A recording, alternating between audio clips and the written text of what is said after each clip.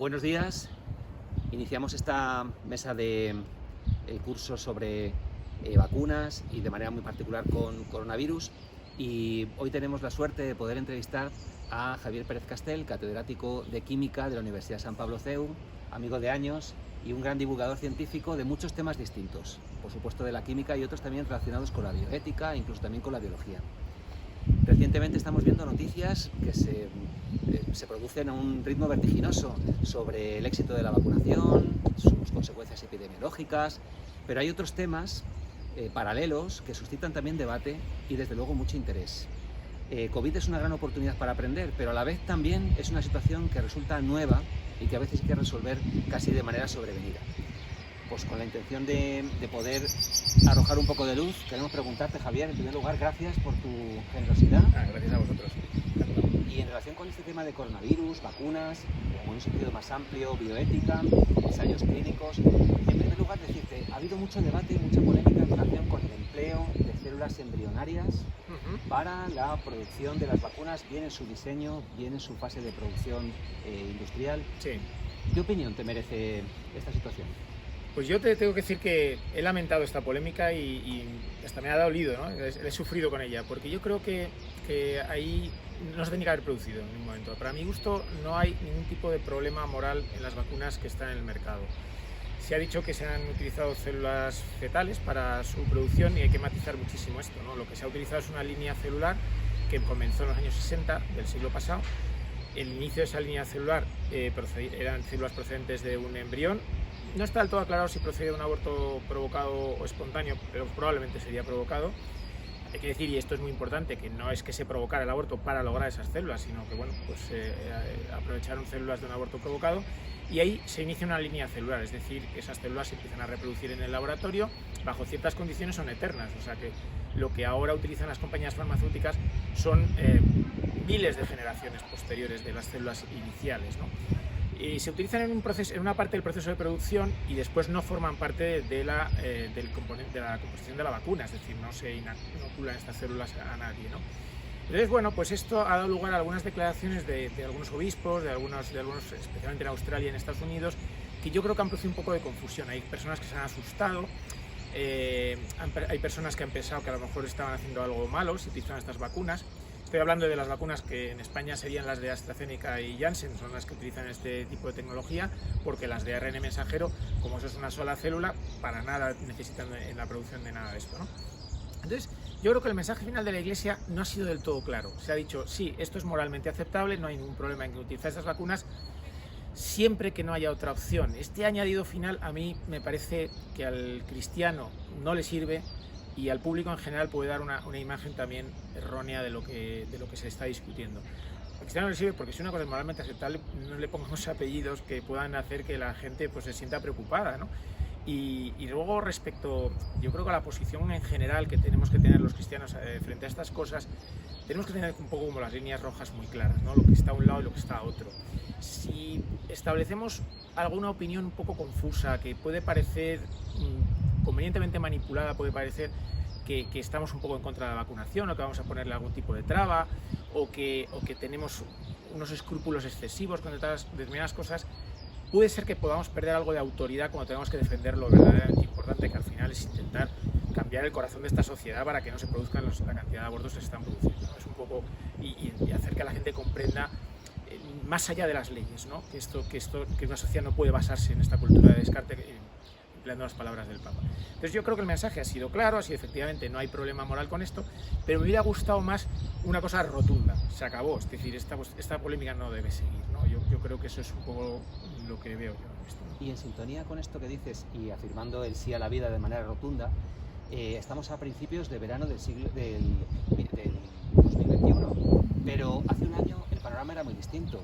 En junio del 2020 teníamos del orden de 1000 fallecidos diarios. Sí.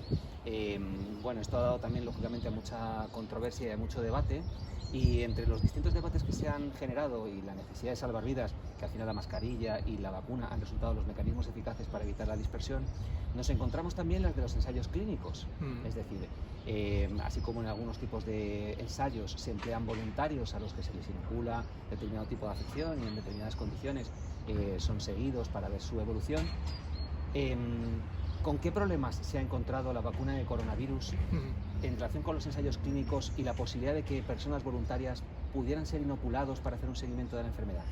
Pues efectivamente, ahí estamos ahora en una fase en la que no conviene que nos olvidemos de todo lo que ha pasado, ¿no? Hay que aprender de esto y los gobiernos, etcétera, no deben olvidarse de todo y seguir a lo siguiente que venga, ¿no? Hay que tomar nota de errores cometidos y de cosas que cuando venga la siguiente pandemia pues podemos hacer mejor, ¿no? Entonces aquí efectivamente mencionas un tema que se habló mucho en los meses de septiembre y octubre del año 2020 y ya está pasado, ¿no? Entonces se dijo, hay que ver qué rápido y qué bien se ha hecho, se han encontrado los voluntarios para las pruebas clínicas de las vacunas, ¿no? Se ha hecho el reclutamiento, que no me salía la palabra bien. Efectivamente, 30.000 voluntarios, 40.000 en algunas de las vacunas, estaba muy bien. Pero hay que recordar que lo que se hace ahí es dividirlos en dos brazos, a uno se les pone placebo, al otro se le pone la vacuna y luego se les deja hacer su vida normal. Su vida normal con las restricciones que teníamos entonces. De manera que solo unos pocos se acaban contagiando. Alrededor en esos estudios pues eran al final 300, 400 personas, ¿no? De manera que estás comparando 300 personas que se han contagiado por X de las del grupo de la vacuna, que normalmente eran nada más que 12 o 14. Y con eso se sacaba la eficacia de la vacuna.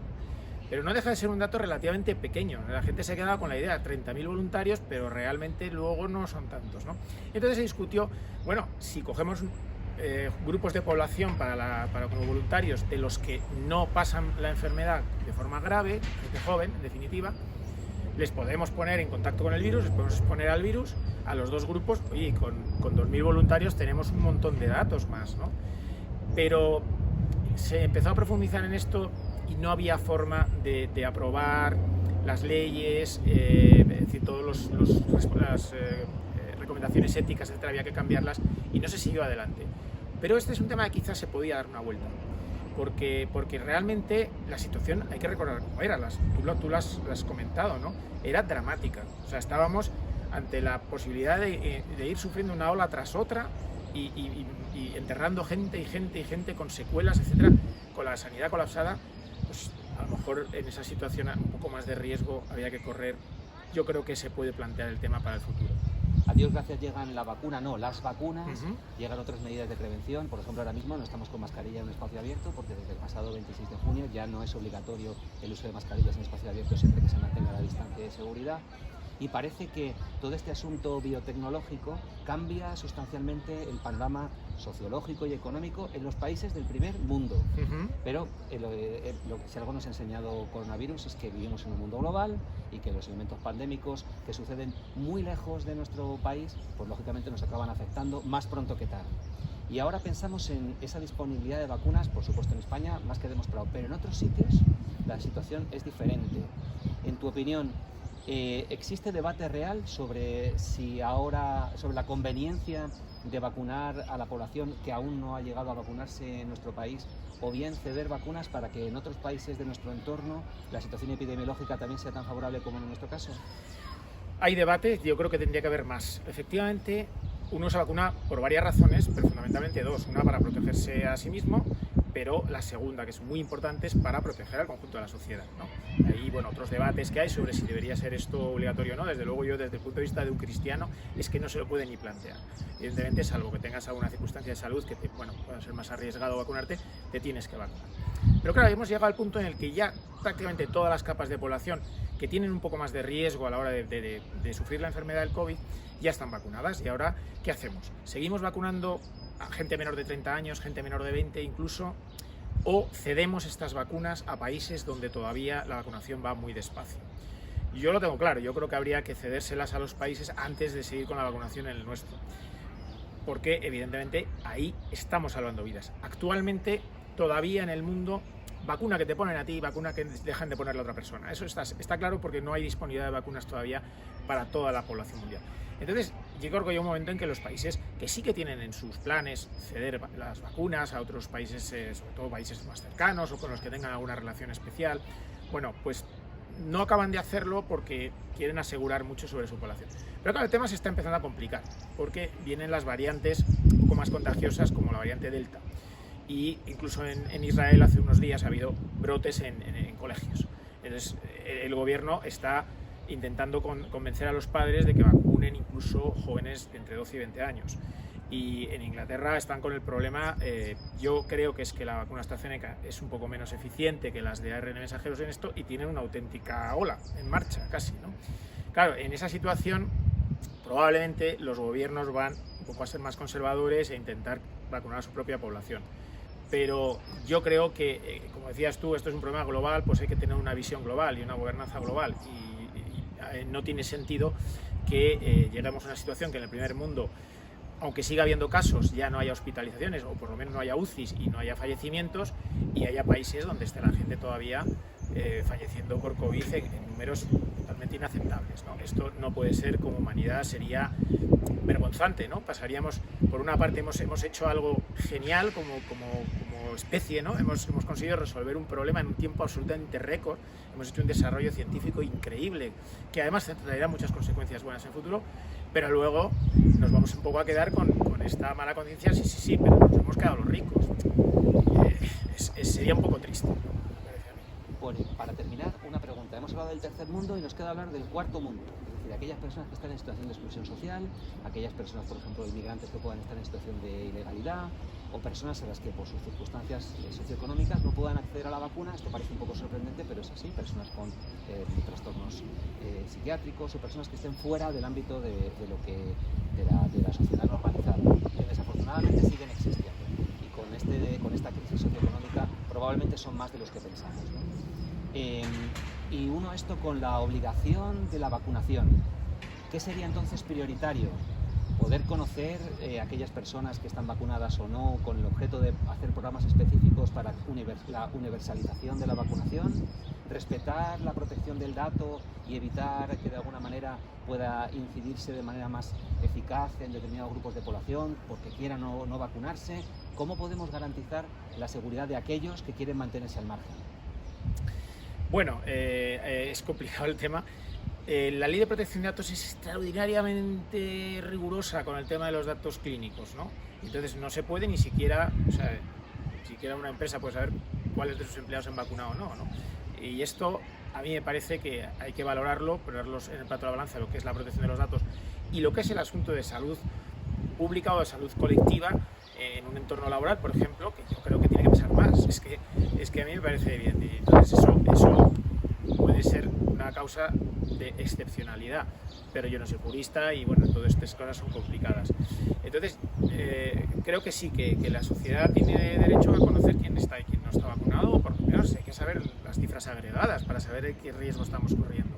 Respecto a estas personas que dices tú que vienen un poco a la marginalidad, que vienen un poco fuera de la sociedad, bueno, yo creo que se han hecho cosas relativamente bien. Por ejemplo, se ha seleccionado la vacuna de Johnson, que es una sola dosis para ellos, porque son personas que son muy difíciles de seguir, de buscarles después para la segunda dosis, eso se ha hecho. Y creo que la sociedad también, yo he tenido discusiones con esto, con personas allegadas, porque al principio se dijo hay que vacunar a los presos, hay que vacunar a los sin techo, hay que vacunar a los inmigrantes ilegales, incluso como grupos relativamente tempranos de vacunación, ¿no? Y la gente se me enfadaba con esto.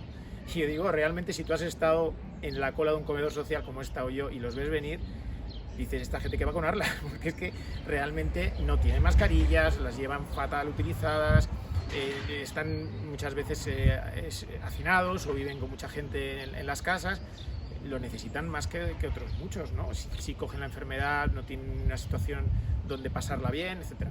O sea que creo que, y ahí se ha hecho también bastante pedagogía y la gente yo creo que acaba entendiendo que esto tiene que ser así. Una de las consecuencias importantes y bonitas, ¿no?, de esta pandemia es un poco el sentirnos más familia humana, ¿no? A mí me parece que todos hemos entendido cómo esto nos ha llegado a todos y todos tenemos que salir adelante en igualdad, ¿no? Eso está claro. Pues querido Javier, la verdad que, bueno, en primer lugar agradecerte tu opinión científico-técnica, que nos ayuda mucho en este tema, que es un tema difícil de analizar, pero de manera muy especial, gracias por la humanidad que destila los mensajes que nos envías.